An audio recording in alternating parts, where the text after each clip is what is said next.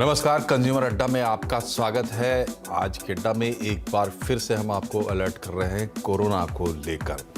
वजह यह है कि अब डेली जो केसेस हैं, यानी 24 घंटे में जो कोरोना के नए मामले मिल रहे हैं वो 10,000 के पास पहुंच गए हैं। इसके साथ ही जो एक बड़ा अलार्म है वो है पॉजिटिविटी रेट का। हालांकि इसको कैसे देखा जाए ये भी हम समझने की कोशिश करेंगे, और इसके साथ साथ जो अपनी आदत ख़त्म हो गई थी, ख़राब हो गई आप कह सकते हैं एक तरीके से, कि जो कोविड अप्रोप्रिएट बिहेवियर हमने छोड़ रखा है, वो एक बड़ी लापरवाही साबित हो सकती है अगर आप किसी तरीके से कोरोना की चपेट में आते हैं या उन इलाकों में जाते हैं जहां कि पहले से कोरोना के संक्रमित मौजूद हैं और किसी को नहीं पता कि किन किन इलाकों में ऐसे मरीज हो सकते हैं।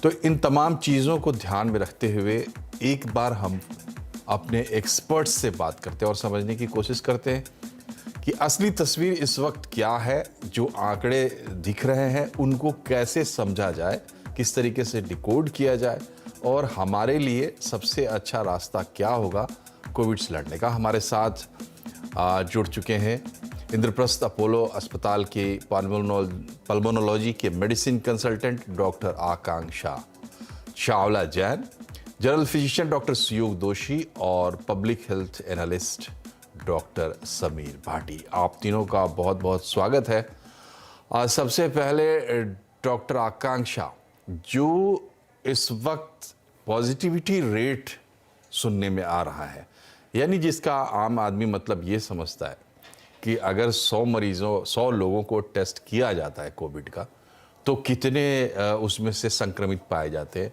लगभग 1/4 का आंकड़ा भी अब छू रहे हैं, पार कर रहे हैं। ये थोड़ा ज़्यादा डराता है। थोड़ा इस पे समझाइए कि क्या तस्वीर ये बता रहा है।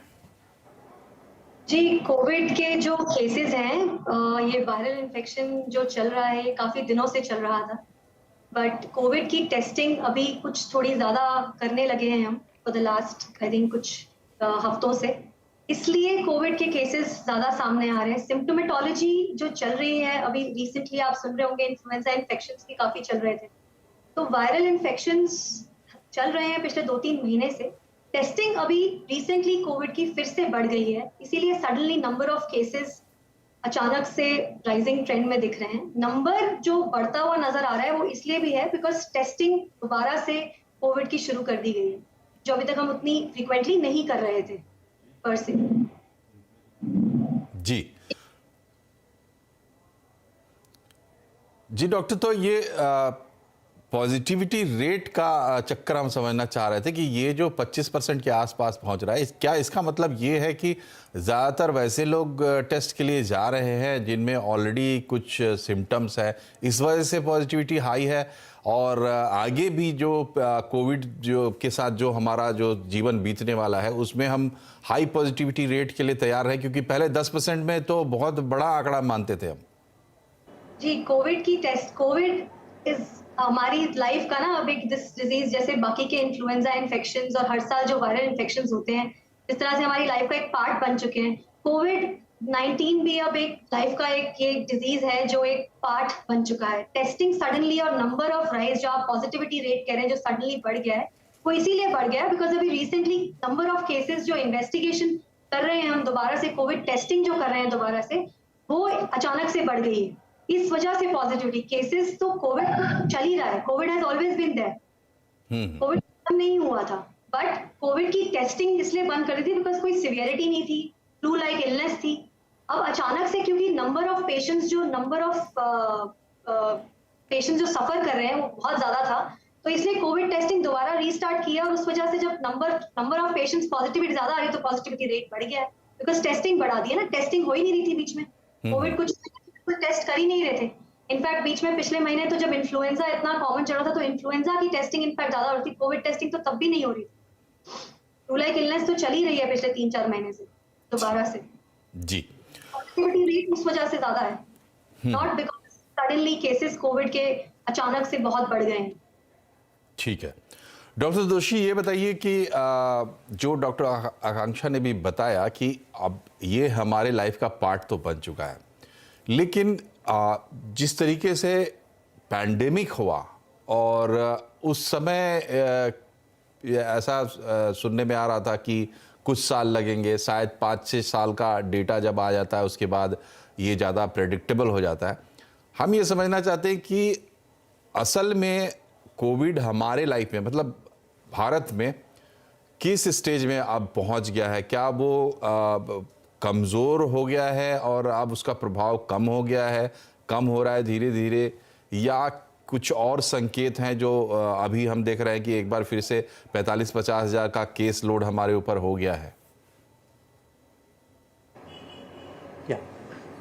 कोविड जब से आया है, एवरी मंथ हमको कुछ नया सिखा देता है। It is a very new disease. अगर आप हिस्ट्री ऑफ डिजीज देखें तो हर एक अदर डिजीज को हमारे पास 20, 25, 30 साल का डेटा है, जिसके बाद हम एक एनालाइज कर लेते हैं। कोविड में definitely every month we are listening something new. और अगर आप आंकड़े देखें, आजकल बॉम्बे में जो मैं देख रहा हूँ, रिकॉर्ड अगर ज्यादा है, still many patients are not doing the testing.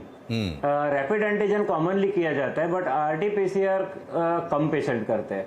अभी आज भी मैंने ओपीडी में 10 से 12 मरीज को एडवाइस किया, बट 30% ने ही टेस्ट करवा लिया। तो मे बी अभी कॉर्पोरेशन ने लास्ट वीक थोड़ा गाइडलाइंस हमारे चेंज किए for 60+ they have made strict of mask everything. तो every I think authorities are keeping a watchful eye. We should not go only on the number of cases. We should see the virulence. आजकल it has become like a routine cough cold. इतना मेरे पास अभी 3 से 4 मरीज admit है जो डर के मारे एडमिट हुए, बट ऐसे कुछ कॉम्प्लिकेशन जैसे डेल्टा तो नहीं दिख रहा है। तो मतलब क्या अब इसको एक सामान्य बीमारी की तरफ हम ट्रीट कर सकते हैं? और अगर ऐसा है तो फिर जो बड़ा अलर्ट है वो किन लोगों के लिए है? नहीं, अभी भी एक मन में चिंता क्या होती है कि ये कभी वायरस अगर म्यूटेट हो जाए लाइक डेल्टा सडनली, तो इसके कॉम्प्लिकेशन सडनली आ जाएंगे। तो अभी भी हमको सेफ रहना चाहिए, प्रिकॉशन लेना चाहिए, मास्क पहनना चाहिए, सैनिटाइज करना चाहिए, क्योंकि ये वायरस का नेक्स्ट स्टेप क्या है, कभी वायरलेंट होगा। Luckily 3rd wave 4th wave कोई परेशानी हुई नहीं, but you never know. It's a virus which is mutating, it is a RNA virus, it is not like normal cough cold. As of now, till today, it has not caused much complications in this wave. But today we have seen कि 30% of cases have doubled in 9 to 10 days. So which is a little bit cause to caution. Authorities, doctors, paramedicals caution लेना चाहिए। डर है mutation का, हमेशा mutation होने के बाद सडनली कॉम्प्लिकेशन आ जाते हैं। जी, तो डॉक्टर जोशी ये भी बताइए कि जो वल्नरेबल क्लास हम मानते थे पहले, आज भी वो है, कोमॉर्बिड जिसको कहते हैं, टर्मिनोलॉजी कुछ भी हो सकती है, क्या उनके लिए भी पोजीशन सही है या उनके लिए खतरा वैसे ही है जैसे पहले था? नहीं, आज मेरे पास एक बुजुर्ग एडमिट हुआ है स्ट्रोक के लिए, बट उनका कोविड पॉजिटिव था। अभी अनफॉर्चुनेटली वो तो he has not moved from the house, but बाद में हिस्ट्री के बाद पता लगा कि उनका लड़का अभी अब्रॉड कहाँ पे ट्रैवल करके विद कॉफ कोल्ड आ चुके हैं, तो maybe he has transmitted, but he both are fine by health. So definitely vulnerable है senior citizens, comorbid, diabetic, blood pressure, heart, ये मरीज वल्नरेबल है। Just the patient I handle today is 82 years, but he got COVID from the near ones. So my advice is, जब भी घर पे बुजुर्ग है with comorbid conditions, the youngsters जो बाहर कॉमन वर्क करते हैं, बाहर ट्रैवल करते हैं, they have to take precautions like wearing mask in front of them for their safety. Okay. Bhati साहब ये बताइए कि जो टेस्टिंग की बात कह रहे हैं, हमारे डॉक्टर कह रहे हैं कि लोग, बीच में तो हमने टेस्टिंग बंद कर दी थी, टेस्टिंग की स्थिति क्या है? ये सवाल आपसे मैं स्पेसिफिक इसलिए पूछ रहा हूँ क्योंकि इस पर ज़्यादा अच्छे से जवाब आप दे सकते हैं। टेस्टिंग पीछे कैसी रही, अभी क्या बढ़ गई है, क्या एटीट्यूड है लोगों का? देखिए, इसमें टेस्टिंग तो एक पार्ट है ही सर्विलेंस का। इस पे हम एक क्लोज्ड वॉच रखनी होती है, क्योंकि एक गवर्नमेंट के एंगल से है, public health point of view से है, और दूसरा हम इंडिविजुअल लेवल पे जब बात करते हैं तो इसमें सर्विलेंस का एक पार्ट टेस्टिंग है। फिलहाल देखिए, जैसे हम 3 चीजों के ऊपर, इनफैक्ट 4 चीजों के ऊपर हमें नजर रखनी होती है, और जो शुरू से हम रखते हुए आ रहे हैं हर एक वेव में और हर एक सर्ज के अंदर। अभी आप अगर हम इसमें देखेंगे तो हमें नजर रखनी है कि क्लस्टरिंग कहीं पे एकदम अचानक से केसेस तो नहीं बढ़ रहे, क्योंकि उसमें भी टेस्टिंग की उपयोगिता बहुत आती है कि ज्योग्राफिकली कई बार देखते हैं कि पर्टिकुलरली इस एरिया में कोई बढ़ रहे हैं कि नहीं, तो ऐसा नहीं देखा गया। ओवरऑल ही केस में बढ़ोतरी हुई है। दूसरा, सर्विलेंस में अगर हम बात करें तो टेस्टिंग आपकी दोनों तरह से, कि एक हम डायग्नोसिस के लिए टेस्टिंग करते हैं, बाकी जीनोम सीक्वेंसिंग हम करते हैं, और जीनोम सीक्वेंसिंग शुरू से हम कर रहे हैं कंसिस्टेंसी से। फिलहाल अभी जीनोम सीक्वेंसिंग में अगर हम देखें तो जनवरी एंड से हमने XBB हम देख रहे हैं, जो कि ओमिक्रॉन का ही एक सब रिकॉम्बिनेंट वेरिएंट है, मतलब दो वायरस से कंबाइंड होके बना है। उसी में ही काफी तरह के नए माइक्रो लीनिएजेस आते जा रहे हैं, मतलब जो अभी फिलहाल हम देख रहे हैं जिसकी वजह से ज्यादा सर्ज है XBB 1.16, ये XBB का ही एक प्रकार है। तो ओवरऑल अगर हम देखें जितने भी जीनोम सीक्वेंसिंग में देख रहे हैं जो सर्कुलेट हो रहे हैं, वो 90% के करीब XBB के ही वेरिएंट, सब लीनिएजेस हैं, जिसमें ये देखा गया है, अगर उसका हम उसका क्लिनिकल बायोलॉजिकल अगर हम डेटा देखें कि इसमें गंभीरता नहीं देखी गई है बीमारी की, इन्फेक्टिविटी निश्चित तौर पे देखी गई है। तो फिलहाल यहाँ पे सिस्टम प्रिपेयर्डनेस होना बहुत जरूरी है, जिसके लिए हम ऑलरेडी मॉक ड्रिल कर ही रहे हैं। जैसा अभी दिसंबर के अंदर जब चाइना के अंदर केसेस बढ़े थे तब मॉक ड्रिल हुआ था, और अभी रिसेंट फिर से मॉक ड्रिल किया है, क्योंकि ये सब चीजें जरूरी है public health point of view से। बाकी पॉजिटिविटी रेट और एक्टिव केसेस का जैसा देख रहे हैं कि उसमें निश्चित तौर पे अभी बढ़ोतरी होती जा रही है, पर उसी प्रोपोर्शन के अंदर सीवियरिटी, हॉस्पिटलाइजेशन या डेथ रेट नहीं देखे जा रहे। वैसे फिलहाल अभी रिसेंटली जो भी डेथ वगैरह देखी भी गई है वो ऑलरेडी कोमॉर्बिड या किसी अन्य बीमारी की वजह से एडमिट हुए और उनके अंदर कोविड टेस्ट भी किया गया, तब कोविड को लेके सीवियरिटी उस तरह से नहीं आ रही है।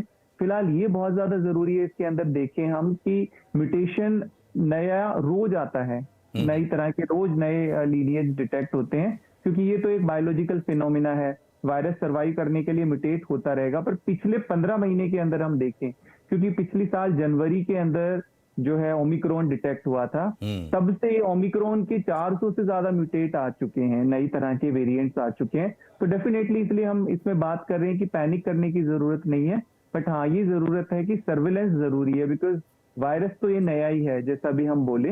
और दूसरा इंपॉर्टेंट इसमें ये आ जाता है कि हाँ ये थोड़ा हम कह सकते हैं कि एंडेमिक की तरफ जा रहा है, जैसे इन्फ्लुएंजा और दूसरे हम रेस्पिरेटरी वायरस देखते हैं, उसी तरह से ये भी धीरे धीरे जा रहा है। पर इसके लिए हम विजिलेंट इस वजह से इतना है क्योंकि ये नई तरह का वायरस है, और फिलहाल जैसा हमने देखा भी कि लॉन्ग कोविड के केसेस, पोस्ट कोविड, ये सब चीजें भी काफी देख रहे हैं, तो हमें नजर बना के इस पे जरूर रखने की जरूरत है। और एक चीज यहाँ पे और हमने जो नोटिस की है कि अगर हम देखें कि BF.7 जो हमारा एक वेरिएंट आया था, ओमिक्रॉन का ही एक सब वेरिएंट था वो, उसकी वजह से यूरोप के अंदर हमने देखे थे कि काफी सीवियर और हॉस्पिटलाइजेशन हुआ था लोगों में, केसेस काफी बड़े थे।